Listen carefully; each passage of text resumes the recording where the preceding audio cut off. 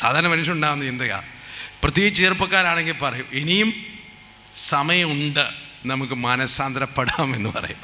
അപ്പോൾ ഇവിടെയാണ് മറ്റൊരു അപകടം ഒളിഞ്ഞിരിക്കുന്നത്. നമ്മളത് മറന്നു പോകരുത്. കാരണം സമയമുണ്ട് എന്ന് പറഞ്ഞാൽ സമയം നമ്മുടെ കയ്യിലല്ല.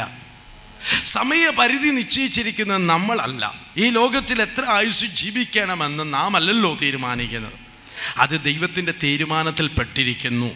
അതുകൊണ്ട് എപ്പോഴാണ് ഈ കാലാവധി തീരുന്നത് എന്ന് നമുക്കറിയത്തില്ല എന്നതുകൊണ്ട് നാളെ എന്ന് വെക്കരുത് എന്നാണ് ദൈവവചനം പറയുന്നത്. അവിടെ ദൈവവചനം എങ്ങനെയാണ് പറയുന്നത്? ഇന്നാണ് രക്ഷാ ദിവസം, ഇന്നാണ് സുപ്രസാദ കാലം എന്ന് പറഞ്ഞാൽ രക്ഷിക്കപ്പെടാൻ മനുഷ്യന് നൽകിയിരിക്കുന്ന സമയം ഇന്നാണ്.